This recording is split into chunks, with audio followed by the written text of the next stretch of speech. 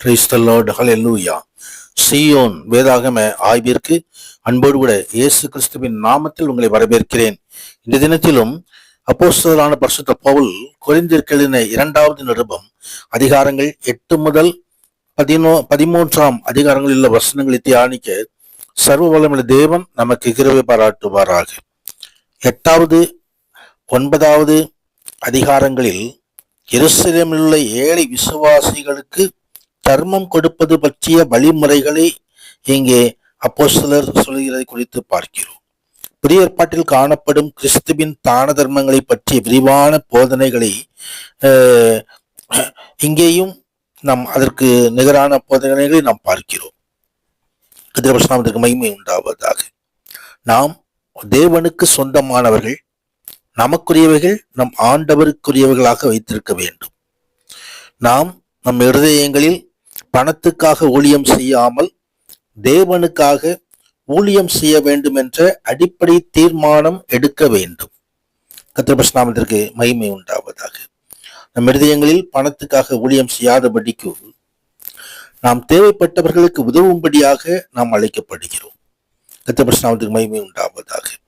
இந்த காரியங்களை எல்லாம் அப்போஸ்தலர் எழுதியதை குறித்து பார்க்கிறோம். எப்படியெனில், மிகுதியாய் சேர்த்தவனுக்கு அதிகாரமானதும் இல்லை, கொஞ்சமாய் சேர்த்தவனுக்கு குறைவானதும் இல்லை என்று எழுதியிருக்கிற பிரகாரம் சமநிலைமை பிரமாணத்தின்படியே அவர்களுடைய செல்வம் அவங்கள் வறுமைக்கு உதவும்படிக்கு இக்காலத்திலே உங்களுடைய செல்வம் அவர்களுக்கு வறுமைக்கு உதவ வேண்டும் என்பதை அங்கே அப்போஸ்தலர் தெளிவுபடுத்துவதை குறித்து பார்க்கிறோம்.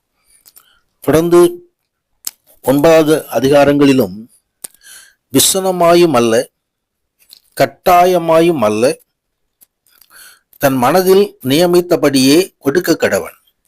உற்சாகமாய் கொடுக்கிறவனிடத்தில் தேவன் பிரியமாயிருக்கிறார் என்பதை குறித்து விதைக்கிறவனுக்கு விதையையும் புசிக்கிறவனுக்கு ஆகாரத்தையும் அளிக்கிறவர் உங்களுக்கு விதையையும் அளித்து அதை பெருக பண்ணி உங்கள் நீதியின் விளைச்சலை வர்த்திக்க பண்ணுவார் என்று ஆண்டவர் வாக்குத்தத்தம் கொடுக்கிறதையும் நாம் இங்கே பார்க்க முடியும். தொடர்ந்து 10வது அதிகாரத்திலே கொரிந்திய விசுவாசிகள் பெரும்பாலானோர் பவுலின் அதிகாரத்தை அங்கீகரித்து அவருடைய போதனைகளுக்கும் அப்போஸ்தல ஊழியர்களுக்கும் கீழடங்கி இருந்தார்கள். ஆனாலும் சுவிசேஷத்தை தெரித்து சாத்தானுடைய வேலையை செய்யும் கள்ள போதகளால் வழி நடத்தப்பட்டு அவரை எதிர்த்து கொண்டும் பவுல் அப்போஸ்தலரை பற்றியும் அவர் நடத்தையை பற்றியும் அவதூறாக பேசிக்கொண்டும் இருந்த ஒரு சிலர் அங்கேயும் இருந்தார்கள். 10ஆம் அதிகாரம் முதல் 13ஆம் அதிகாரம் வரைக்கும் பவுல் விதமான விசுவாசிகளுக்கு கள்ள விசுவாசிகளுக்கு உபதேசம் பண்ணுகிறதை குறித்து நாம் காண முடியும். கர்த்தருடைய நாமத்திற்கு மகிமை உண்டாவதாக. ஆம், எங்களுடைய போராயுதங்கள் மாம்சத்துக்கேற்றவர்களாய் இராமல் அரண்மனைகளை நிர்மூலமாக்குகிறதற்கு தேவ பலமுள்ளவர்களாய் இருக்கிறது. நம்முடைய போராட்டம் பொல்லாத ஆவியின் செயல்களுக்கு விரோதமாய் இருக்கிறது என்பதை எபேசியர் புஸ்தகம் தெரிவிக்கிறது. மனித அறிவின்படி தாளந்துகள், செல்வம், நிர்வாக திறமைகள், சாதுரியமான பேச்சு, விளம்பரம், பக்தி, ஆழ்த்தத்துவம் ஆகியவற்றை உலக பிரகாரமான போராயுதங்கள் சாத்தானின் பலமான பிடிகளில் கீழே விளத்த பண்ண போதுமானவைகள் அல்ல. சாத்தான் கோட்டைகளை அநீதியை கள்ளப்புதங்களை அளிக்க வேண்டுமானால் ஒரே வகையான போராயுதங்கள் தேவனால் கொடுக்கப்படுகிறதான ஆவிக்குரிய போராயுதங்களே. கர்த்தருடைய மகிமை உண்டாவதாக. இந்த போராயுதங்கள் மூலமாகத்தான் நாம் யுத்தம் செய்ய வேண்டும் என்று அப்போஸ்தலர் தெளிவுபடுத்துவதை நாம் இங்கே பார்க்க முடியும். மேன்மை பாராட்டுகிறவன் கர்த்தரை குறித்தே மேன்மை பாராட்ட கடவன். தன்னைத்தான் புகழியவன் உத்தமன் அல்ல, கர்த்தரால் புகழப்படுகிறவனே உத்தமன் என்று இந்த அதிகாரத்தை அப்போஸ்தலர் முடிக்கிறார்.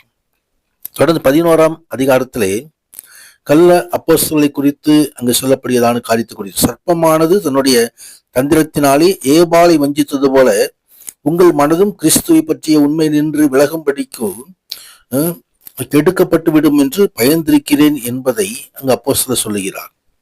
நீங்கள் உயர்த்தப்படும்படிக்கு நான் என்னைத்தானே தாழ்த்தி தேவனுடைய சுவிசேஷத்தை இலவசமாய் உங்களுக்கு பிரசங்கித்தேன் என்று தம் ஊழியத்தை குறித்தான காரியத்தை அப்போஸ்தலர் வெளிப்படுத்தியதை குறித்து பார்க்கிறோம்.